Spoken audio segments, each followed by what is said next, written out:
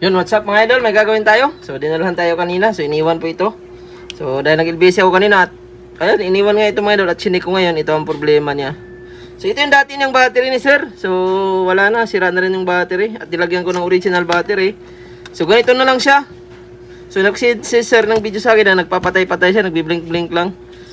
So, ngayon, nakita naman yung logo niya.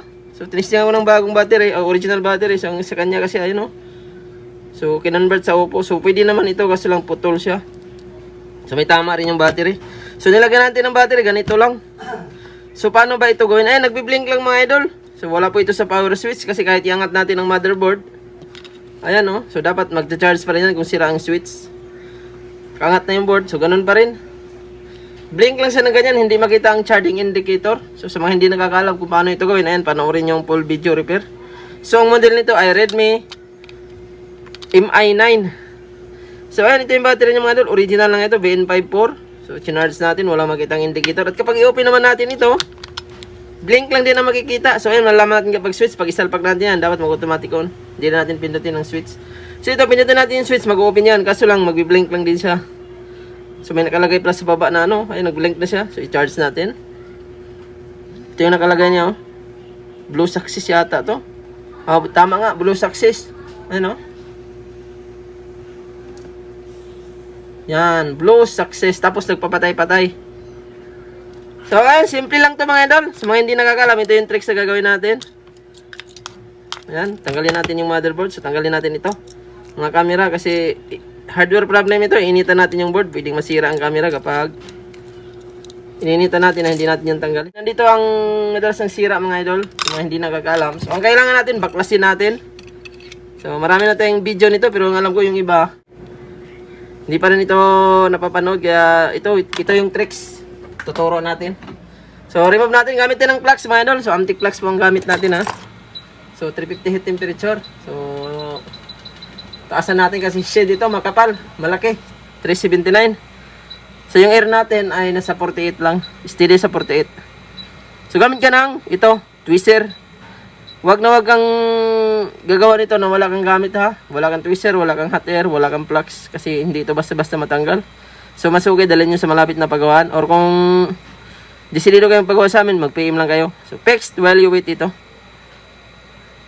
So ayan. So ang pinakita ni sir, so nung na-check ko kasi ngayon lang ako nakarating eh. So binuksan natin. So yun nga, iba yung battery. So pwede naman yan convert, kaso lang putol yung terminal niya. So, hindi rin siya gagana. Magbi-blink-blink lang din talaga. So, nilagyan natin ng battery. Ganun din. So, angat natin to. So, ito yung walang mga butas mga idol. Yung shed na to. So, ingat din sa paggawa nito kasi minsan mawawalan din siya ng signal kapag nagkamali ka.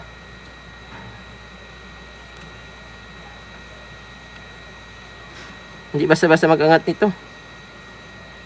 Pag nanginginig ang kamay mo nito, hindi mo tumangat. Yan.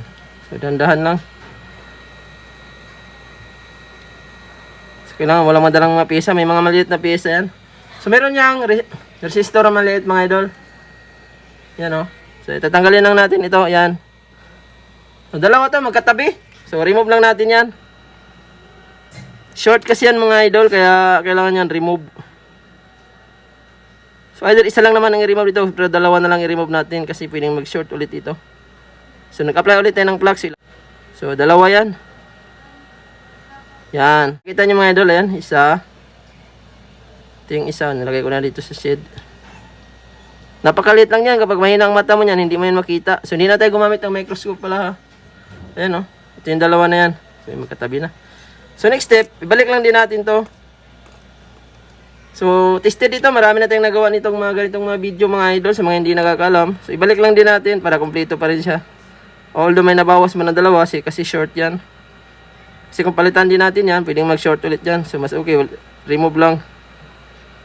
So ito, ano to? Pwede na to hindi ibalik o pwede ibalik. So, depende na sa'yo. Yan. So kapag ibalik natin, wag na natin siyang i-fix ng maayos. So dapat nakaangat lang konti para may exhaust. So ganun lang. So tingnan natin kanina, nagpapatay-patay siya. Ay, apply tayo ng lacquer thinner mga idol, pampalambot or pang paano sa init. Saka natin i-test. Yan oh. Medyo may angat lang yan konti. So, ingatan nyo rin magawa nito kasi pwedeng mawala ng signal kapag nagalaw yung IC. So, mas okay. Maganda yung hot air. So, wag mo na talang i-DIY ito. Sa mga nag-DIY nito, madalas palpak talaga. 99.9% hindi ito magawa sa DIY, lalo na kung walang gamit talaga. PM lang kayo sa ating page mga idol sa mga magpapaayos nito.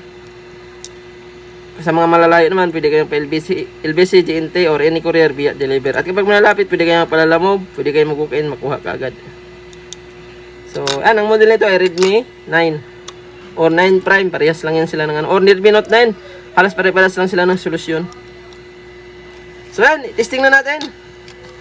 So, ginawa natin, ni-remove natin yung maliit kanina, ayun, hindi na natin makita yun. Ay, nandito pala yun. Wala na, nahulog na. Sobrang liit lang na piyesa niyan, resistor.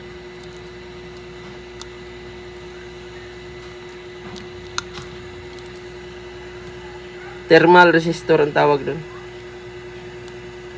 Mag-overheat kasi yung mga idol, kaya ganoon ang nangyari. So ayan, testing na natin. So balik natin to. Kahit testingan mo ng maraming battery, ganoon din, walang pagbabago. Blink lang siya. Kanina hindi makita ang charging indicator, at tingnan natin.